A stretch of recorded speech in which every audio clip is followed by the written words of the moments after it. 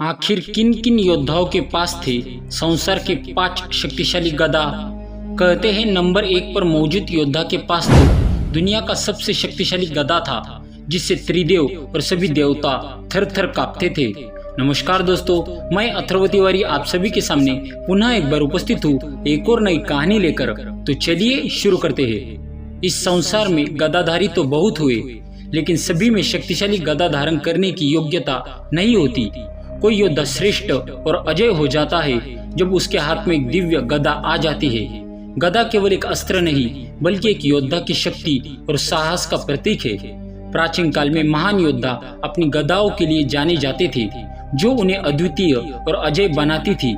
गदा का प्रयोग विशेषकर महाभारत के युद्ध में हमें देखने को मिलता है, लेकिन हमारे बहुत सारे धार्मिक संस्करणों और हमारे पुराणों में बहुत सारे योद्धाओं और देवताओं का वर्णन किया गया है, जिनके पास बेहद शक्तिशाली गदा मौजूद थी। और आज की इस वीडियो में हम जानेंगे संसार के ऐसे 5 अति शक्तिशाली दिव्य गदाओं के बारे में, जिनके अंदर शक्तिशाली ऊर्जा भरी हुई थी और जिस गदा को हमारे हिंदू महाकाव्य और हिंदू धर्म ग्रंथों में सबसे शक्तिशाली गदा के रूप में बताया गया है। तो इस वीडियो को अंत तक अवश्य देखिएगा। 5वें नंबर पर है भीम की शक्तिशाली गदा, जिसका नाम वर्गाधर्म था। महाबली भीम की शक्तिशाली वर्गाधर्म गदा सिर्फ एक अस्त्र नहीं, बल्कि भीम के अद्वितीय बल और साहस का प्रतीक थी। महाभारत की कथाओं में इसका उल्लेख मिलता है कि भीम ने अपनी इस गदा से कौरवों का श्रृंगार किया था और धर्म के रक्षक की वर्गो धर्म इतनी भारी और अद्भुत शक्ति से परिपूर्ण थी कि वे उठाना हर किसी के बस नहीं होती थी। कई सारे विद्वानों का मानना है कि भीम की गदा का वजन एक हाथी से कई ज्यादा अधिक था। अगर एक हाथी का वजन देखा जाए तो वह वजन 1000 किलो से लेकर 5000 किलो तक की हो सकती है। अब इस बात से आप अंदाजा लगा सकते हैं कि भीम की शक्तिशाली गदा का वजन आखिर कितना होगा। वर्ग धर्मो गदा में भीम के आत्मबल और साहस की अनोखी छाप मौजूद थी, और इसी से ही भीम ने पितामह भीष्म, सूर्यपुत्र कर्ण, दुशासन, दुर्योधन और बहुत सारे कौरव साथ ही अनेकों महाशक्तिशाली योद्धाओं और राजाओं का सामना किया था। अब बात करते हैं 4थे नंबर पर मौजूद शक्तिशाली गदा। वो किसी और के नहीं बल्कि बलराम जी की गदा थी, जिसका नाम सोनंदा था। भगवान श्री कृष्ण के बड़े भाई बलराम की गदा, जिसे सोनंदा कहा जाता है। बलराम जी को गदा युद्ध और मल्ल युद्ध का महान योद्धा माना जाता है। कहते बलराम जी की सोनंदा गदा इतनी शक्तिशाली थी कि इसे धरती पर मारते ही युद्ध भूमि में भूचाल आ जाता था। इस गदा में बलराम जी का सामर्थ्य और उनकी गजब की ताकत समाहित थी। यहाँ तक कि महाभारत में स्वयं भीम और दुर्योधन ने बलराम जी से ही गदा युद्ध का प्रशिक्षण लिया था। यूँ तो बलराम जी की गदा के अलावा उनका मुसल भी एक महत्वपूर्ण अस्त्र था, लेकिन उनकी गदा में एक विशेष प्रकार की शक्ति मौजूद थी और इसी वजह से उनके साथ कोई भी युद्ध करने से खतरा था। कहते हैं जब बलराम जी और हनुमान जी के बीच आपस में युद्ध हुआ, अपनी द्वंद्व हुआ, तब भी इसी गदा का प्रयोग बलराम जी ने किया, जहाँ पर हनुमान जी को कड़ी टक्कर स्वयं बलराम जी दे रहे थे। और ऐसे ही नंबर 3 पर मौजूद है स्वयं हनुमान जी, जिनकी शक्तिशाली गदा, जिसे कौमुद की गदा भी कहते हैं, और कई जगह पर इसे गदा का नाम से भी संबोधित किया जाता है। कहते हैं यह हनुमान जी की गदा एक महान शक्तिशाली प्रतीक थी। इस गदा का उपयोग उन्होंने राक्षसों का नाश करने के लिए किया। कहते हैं कुबेर जी ने हनुमान जी को यह गदा समर्पित की थी।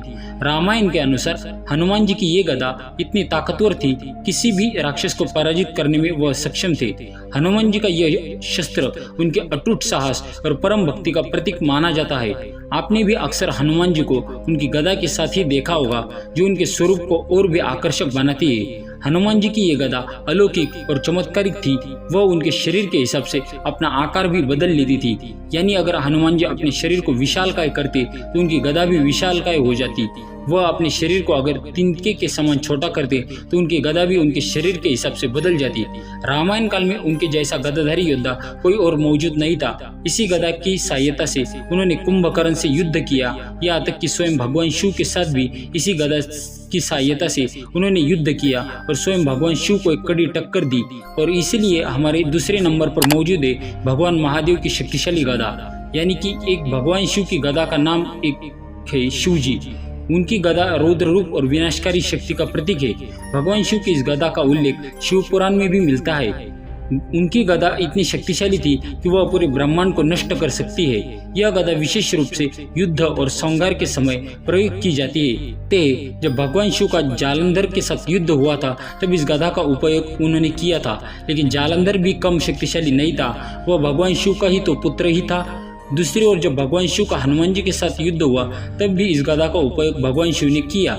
जहाँ दूसरी तरफ हनुमान जी ने उन्हें कौमुदगी यानी अपनी श्री गदा का उपयोग कर कड़ी टक्कर दी थी, भगवान शिव ने इस गदा का उपयोग बहुत कम बार किया है, क्योंकि यह गदा इतनी शक्तिशाली और पलंगा है कि अगर इसका इस्तेमाल किया जाए तो यह संपूर्ण रूप से चारों जगत का विनाश कर सकती थी।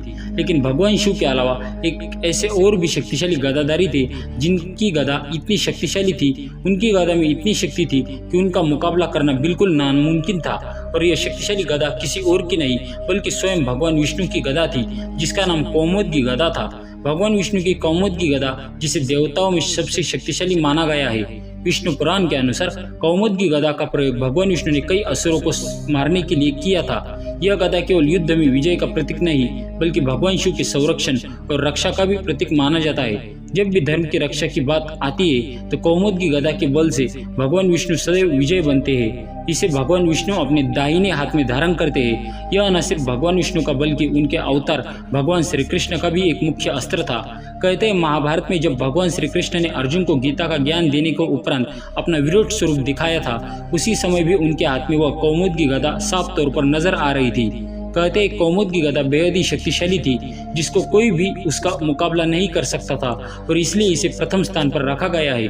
दोस्तों, यही थे पौराणिक काल की वह 5 महान और शक्तिशाली गदा।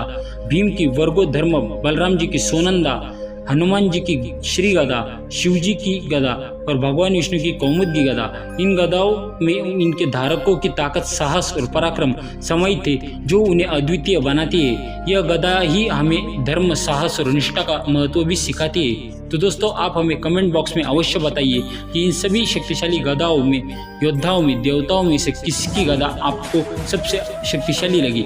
आपको हमारी ये खास जानकारी वीडियो अच्छी लगी हो तो इस वीडियो को लाइक कीजिए, हमारे चैनल को सब्सक्राइब कीजिए और ज़्यादा से ज़्यादा शेयर अवश्य कीजिए। मिलेंगे अगली बार ऐसे ही खास वीडियो के साथ, तब तक के लिए धन्यवाद।